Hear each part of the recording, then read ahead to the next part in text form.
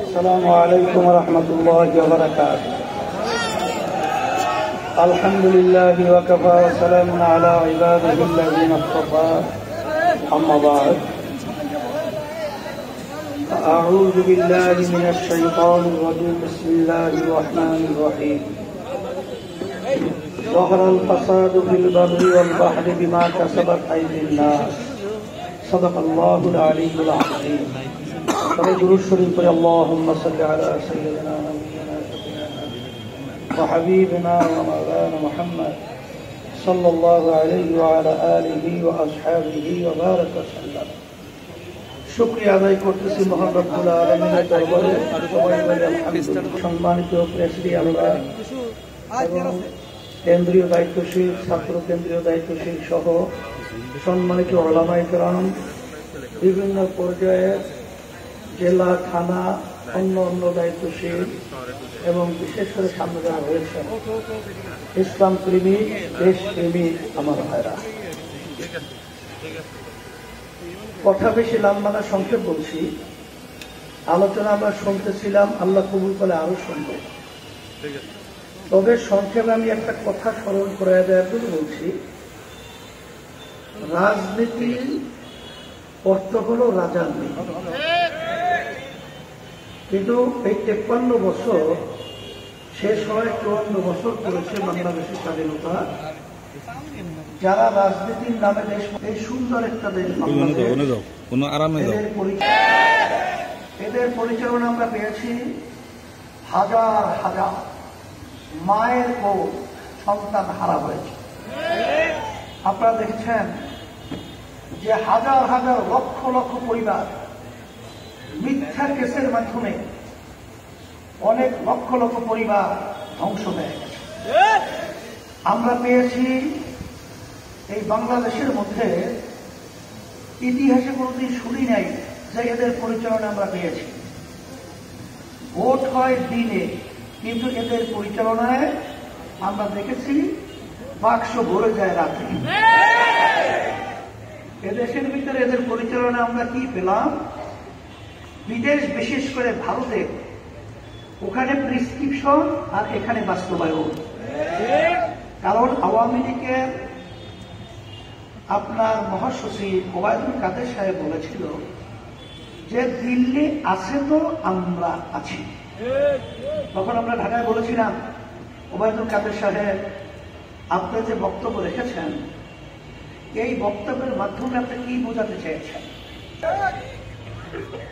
এখন আমাদের কথা হলো যে আল্লাহ রাব্বুল আলামিন বলেছেন যে জাতি নিজেদের ভাগ্যের পরিবর্তন জাতি নিজেরা না ঘটায়, ওই জাতির পরিবর্তন ভাগ্যের আমি করি না।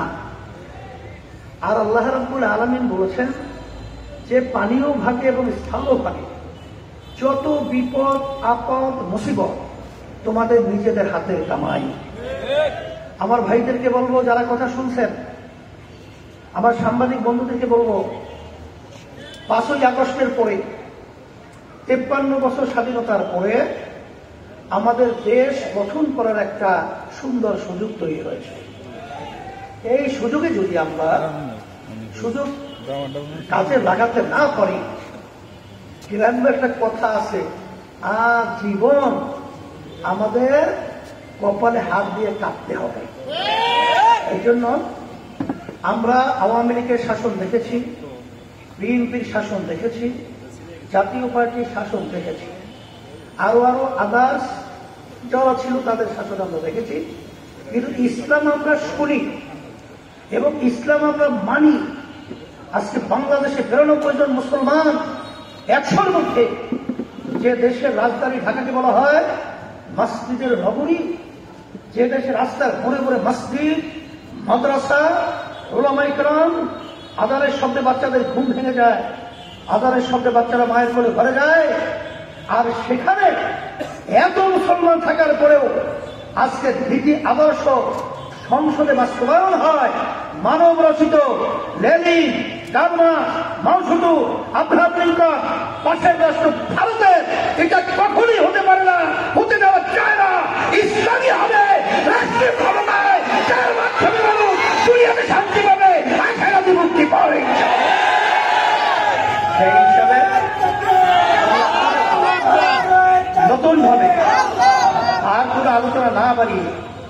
আমি বর্তমান অন্তর্বর্তী সরকারকে বলবো যে আপনি আজকে ক্ষমতায় আছেন, আর যারা নাকি উপদেষ্টা রয়েছেন, আপনারা কিন্তু জনগণের ভোটে সরকার গঠন করেন নাই।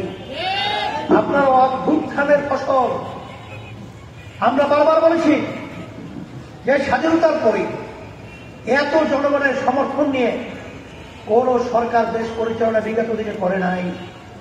যত সমর্থন আপনাদের প্রতি রয়েছে, তারপরেও আজকে আপনারা বিভিন্ন ক্ষেত্রে এখন আপনাদের সুন্দর পরিবেশ তৈরি করতে ব্যর্থ হয়েছেন। আপনাদের দুর্বলতা কোথায়? আল্লাহর উপর তাওয়াক্কুল করে বাংলাদেশের বেশিরভাগ মানুষ আপনাদের সহযোগিতা রয়েছে।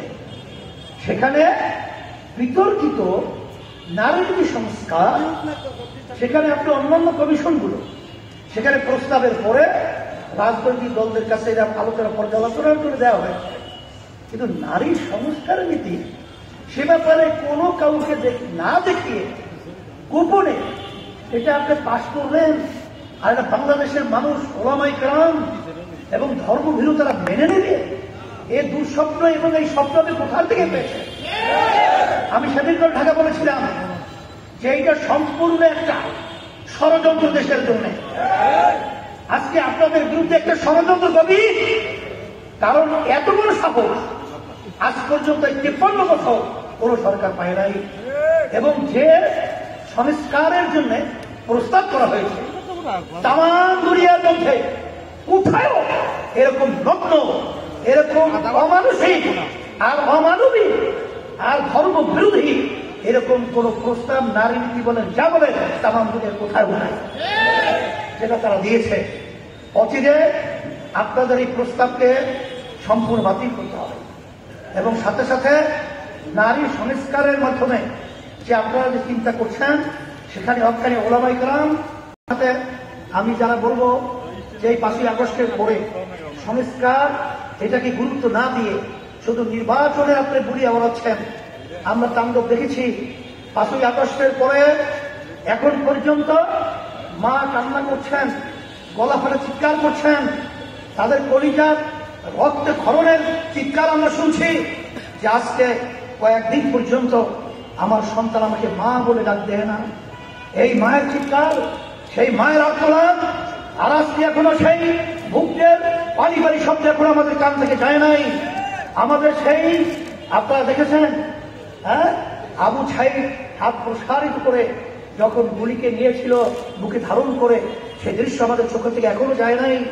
আর সেখানে একদল দল, আমি বলবো এগুলো হলো দেশ প্রেমিক তো ভালো কথা, এগুলো হলো দেশের শত্রু, মানবতার শত্রু, ইসলামের শত্রু।